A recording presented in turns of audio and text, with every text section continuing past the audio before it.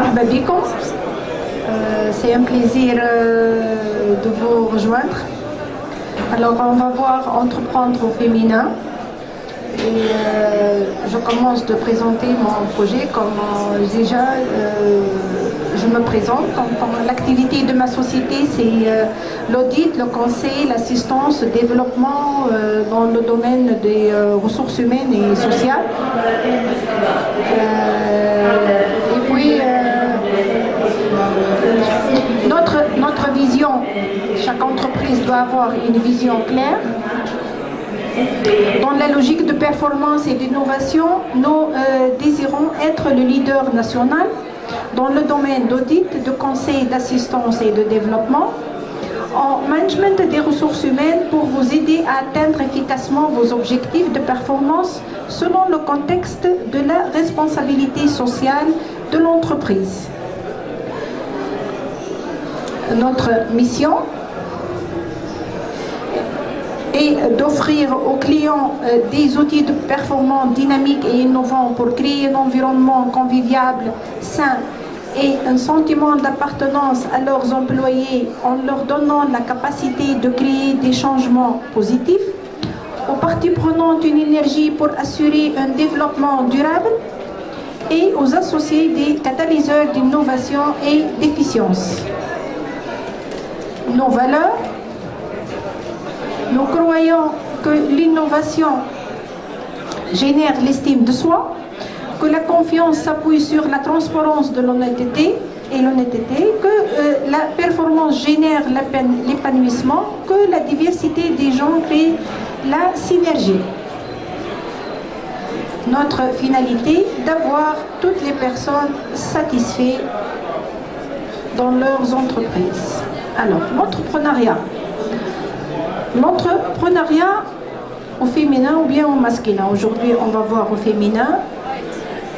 Et normalement, on doit avoir sur le même pied d'égalité. Mais malheureusement, selon des statistiques que j'ai pu récupérer, alors les entrepreneurs féminins pour l'année 2013 et 2014, selon qui ont fait la formation entrepreneuriat, alors on remarque qu'ils sont en réticence.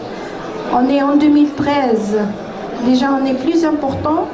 Selon déjà sur quelques secteurs, ce n'est pas sur tous les secteurs, mais pourquoi pas pour les autres. Alors, 3 conseils pour savoir si la femme a le profil d'entrepreneur.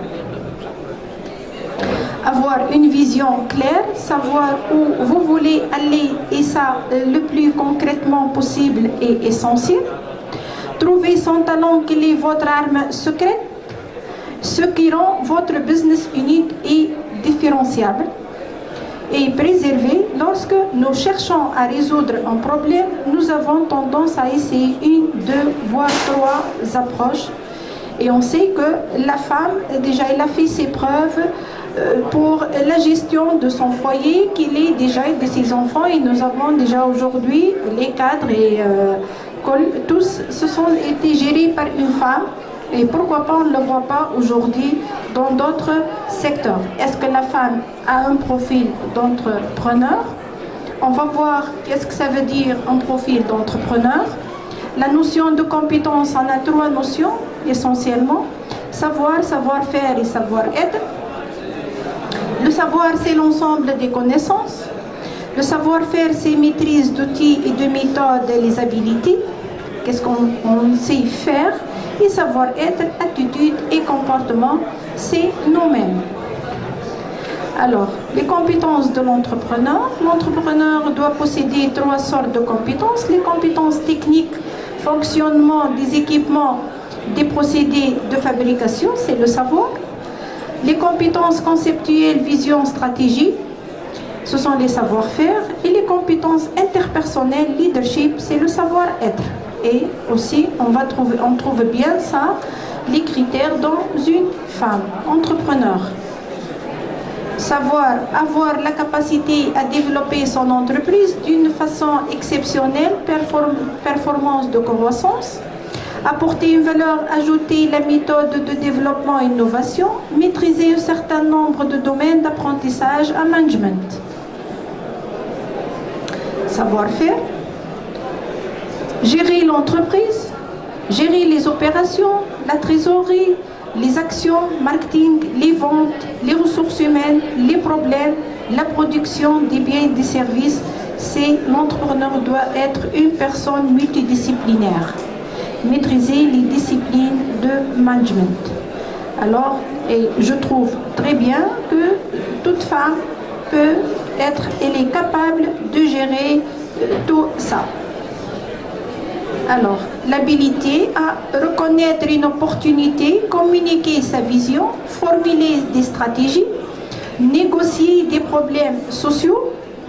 Il faut beaucoup de patience là, et la femme elle est très patiente. Bâtir et entretenir un réseau pour l'entreprise, développer ses compétences en continu, communiquer, et aussi pour la communication, on trouve la femme est bien communicateur. Concevoir son projet, sa vision, son rêve, démontrer la viabilité du projet et le promouvoir, créer un nouveau projet d'entreprise, acquérir une entreprise ou une franchise ou acheter des parts décisionnelles. Pour le savoir-être, être leadership, avoir le charisme, être enthousiaste, prendre le recul, prendre le risque. Il ne faut pas être défensif, avoir l'esprit d'initiative, d'innovation et de création. Aussi, elle doit avoir 5 qualités: prendre des risques, être intelligent, savoir accepter les échecs. Et là, de nos échecs, on apprend et on tire les leçons pour être plus positif, être stable, être charismatique, être passionné. Avec aussi, il faut avoir 10 caractéristiques indispensables de l'entrepreneur. À savoir, être déterminé, ne pas avoir peur de manquer d'argent, il faut savoir bien gérer, être organisé et savoir planifier, avoir un goût de la liberté prononcée, être discipliné, avoir confiance en soi et son projet, être sociable et ouvert d'esprit, être énergétique, être limité dans le temps et être optimiste. Et je trouve la femme toujours, elle est partout, je la retrouve. Alors, l'Organisation internationale de travail œuvre pour le développement de l'entrepreneuriat féminin dans plus de 25 pays, entre autres en Afrique, dans les États arabes, en Asie et Pacifique, en Asie centrale et dans la Caucase, ainsi qu'en Amérique latine. Donc, on a le cas de l'Afrique. Le programme de l'OIT de développement de l'entrepreneuriat féminin œuvre en collaboration avec ses partenaires pour accroître les opportunités économiques des femmes entrepreneurs et les soutenant dans le démarrage, la consolidation et l'expansion de leurs entreprises. Ceci se fait à travers, premièrement, la création de conditions optimales pour faire prospérer, enrichir l'entrepreneuriat des femmes. Comment? Alors, avec un environnement favorable aux entreprises, créer un cadre propice permettant aux entreprises de démarrer, de se développer et de créer des emplois décents. Aussi, l'entrepreneuriat et le développement des affaires, aider les entrepreneurs, en particulier les jeunes, les femmes et les groupes marginalisés à créer et à développer des entreprises prospères, des lieux de travail durables et responsables, démontrer le lien entre les gains de productivité et l'amélioration des conditions de travail, les bonnes relations professionnelles, les bonnes pratiques environnementales. Deuxièmement, le renforcement de la capacité institutionnelle et des compétences pour mieux répondre aux besoins des femmes entrepreneurs. Guide de renforcement des capacités pour les associés des femmes entrepreneurs et renforcement des capacités afin que le décideur et les exécutants comprennent les besoins spécifiques des femmes entrepreneurs. Le programme développe aussi les connaissances sur l'entrepreneuriat féminin et celle de plateformes pour faire entendre la voix des femmes entrepreneurs et contribuer à l'élaboration des projets.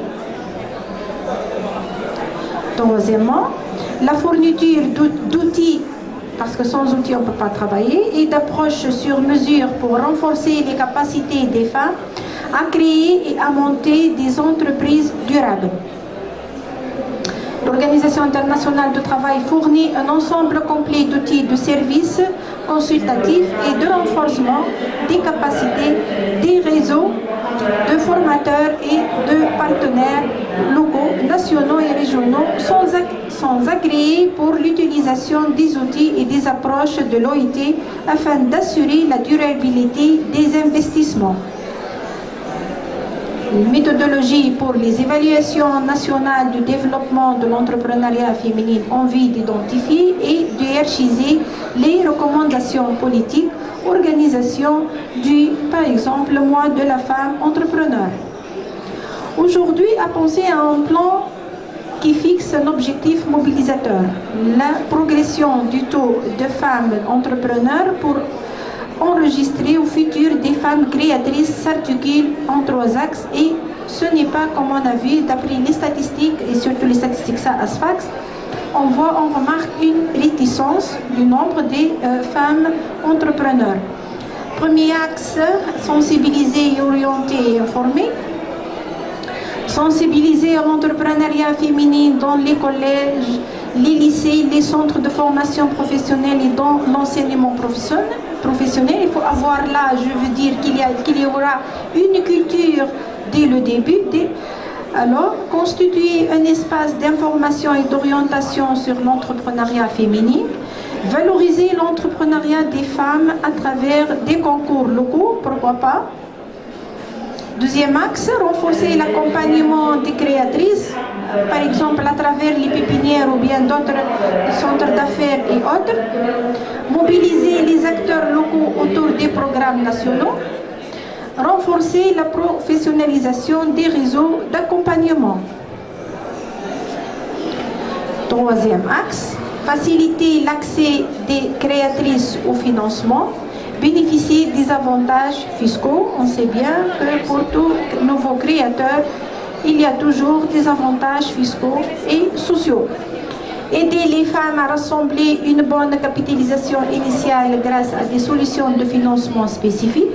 Faciliter l'accès des femmes au financement. Soutien à l'entrepreneuriat féminin dans les quartiers. Il ne faut pas se concentrer juste au centre-ville. Au futur, il faut penser à quoi?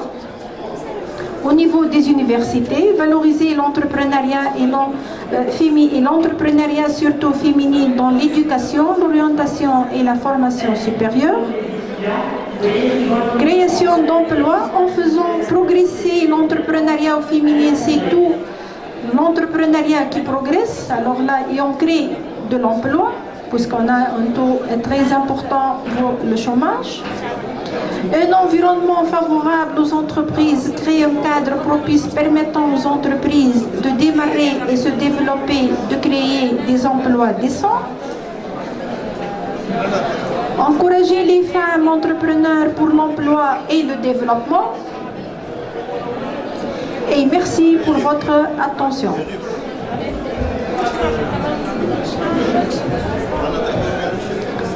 Des questions? Oui.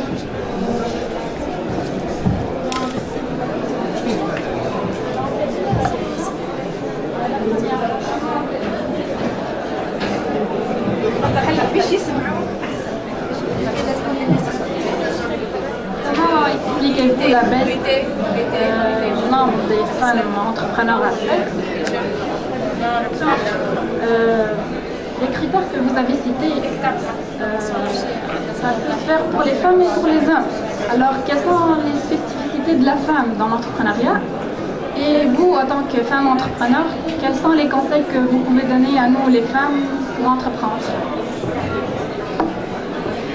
Alors, l'explication de la réticence de l'entrepreneur en tant que féminin entre l'année 2014 et 2013, et surtout ce sont les statistiques, j'ai dit bien, c'est Asfax, parce qu'on n'a pas eu le temps d'avoir, et on n'a pas trouvé vraiment des sources pour les statistiques malheureusement. Alors, la réticence aujourd'hui, on a fait des formations, il y avait eu des formations avant l'année 2011, l'année 2009, 2008 et 2010. On a eu une base de données énorme et importante pour les femmes entrepreneurs qui ont fait des formations pour être des entrepreneurs. Mais quelles sont ces femmes-là? C'est la même chose éventuellement pour les hommes, mais aussi essentiellement pour les femmes. Parce que après la Révolution, il y avait les gens qui ont été diplômés depuis 2, 4, 5, 6 ans, ils ont été en chômage. Lorsqu'ils ont passé par le chômage durant 3 ans, 4 ans, ils ont opté pour être des entrepreneurs. Après la Révolution, on a eu une réticence parce que les femmes, ils ont cherché à passer les concours. Et en passant les concours et en réussissant, alors ils ont opté pour être des employés ou bien au niveau, surtout dans le secteur public. Dans le sens, voilà, j'ai un salaire, je suis tranquille et c'est moins de risques et je suis tranquille. Mais juste, je continue, je réponds à deux autres questions de votre collègue. Alors, pour les femmes, c'est vrai, pour les critères et les caractéristiques, tous c'est valable pour l'homme ainsi que pour la femme. Mais je les trouve pour la femme, c'est plus applicable. Pourquoi? Parce qu'on sait, déjà j'ai dit entre-temps, si vous avez bien entendu, la femme a géré son foyer. Aujourd'hui, nos mères, nos mamans, sont été gérées par leur mère, avec nos grand-mères. Ils ont été. Pourquoi nous sommes aujourd'hui des cadres et des femmes d'entrepreneurs et des enseignants et des chefs d'entreprise parce qu'on a eu des femmes qui ont bien su gérer leur foyer. Alors, au niveau de la gestion, je trouve la femme, elle est la meilleure à gérer. Ce n'est pas parce que je suis une femme, mais parce qu'elle est plus la patiente, elle a plus de charisme. Si on touche les 10 caractéristiques, les 5 critères, on trouve la femme, elle est plus compétente et elle est apte à faire le projet. C'est aussi au niveau de la négociation. Si on a un problème au niveau du foyer de la maison, qui sait gérer le conflit? C'est la femme, avec sa patience, avec sa calme. Ça va? Alors, en tant que chef d'entreprise et en tant que femme entrepreneur, je conseille d'avoir le courage,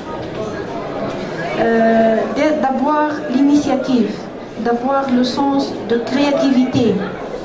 On ne dit pas, comme ils ont dit les autres, voilà, j'ai un salaire dans la société et je suis tranquille. Non, nous sommes là dans la vie pour bosser, pour travailler, pour ajouter une valeur à notre société, dans le sens large. Il faut donner. إذا أنا ما نعطيش للوطن نتاعي شكون مش يعطي، مش نستنى شكون يعطي وأنا لا. Je ne suis pas une personne, je le suis. Je peux donner une valeur, je le donne. Ok? Merci. J'espère que j'ai bien répondu. Est-ce que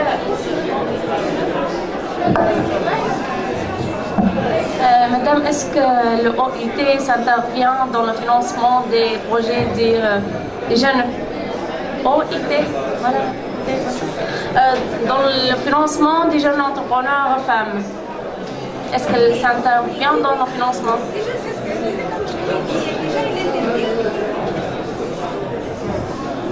L'OIT, c'est l'Organisation internationale de travail. Et parmi les choses qu'elle a tenues et qu'elle s'est engagée, qu'elle va mettre sur le même pied d'égalité entre femmes et hommes. Ça, le premier axe stratégique de l'OIT. Et en particulier pour les entrepreneurs et plus spécifiquement pour l'entrepreneur féminin. Ok. Autre question? Oui. Dans les avantages, est-ce que c'est vrai que la femme a des avantages fiscaux, etc., en tant qu'un entrepreneur? Les avantages fiscaux ou bien sociaux, c'est le même pied d'égalité, comme c'est toujours la même chose. Mais là, ce qu'on demande l'OIT, c'est de faciliter plus. Parce que malheureusement, d'après les statistiques, ont montré que la femme manque de courage. Elle n'a pas l'initiative facilement comme l'homme de s'engager, de s'investir. C'est en argent on va s'investir. On va investir aujourd'hui pour avoir des résultats peut-être l'année, de 2 ans, dans une année, dans 3 ans. Ce n'est pas immédiatement qu'on va avoir le résultat. Alors là, pour la gestion des investissements, il faut avoir le courage. C'est pour cela que j'ai répondu à votre collègue. Quel est le conseil? C'est d'avoir le courage de s'investir. Il ne faut pas avoir peur. Ok?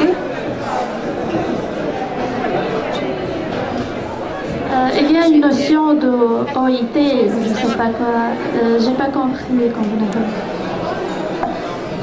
l'O, c'est l'organisation internationale de travail. هذه الجمعية المعروفة على المستوى العالمي كون هي تحمي الإنسان من بين تحمي الإنسان كامرأة وراجل في الميدان الشغل. Du travail, l'OIT. Il est très connu et la Tunisie, il est membre de l'Organisation internationale de travail. Et c'est pour cela, le droit de travail ou bien la législation de travail en Tunisie répond aux exigences internationales. Okay. Et déjà, je suis auditrice tierce partie sociale et selon la norme SA2000 هي المسؤولية المجتمعية بالعربي وهي parmi les fondateurs l'OIT.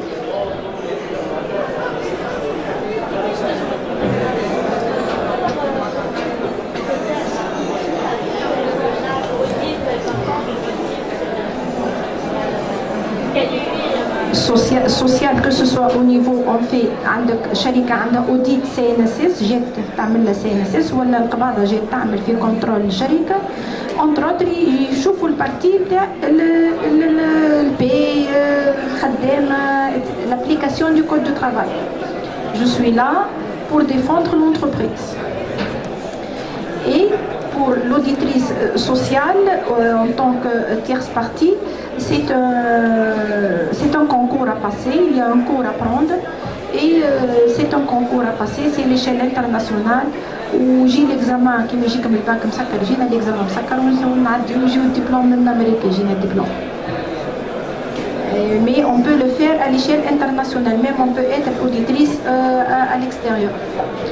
Ok, alors vous avez d'autres questions?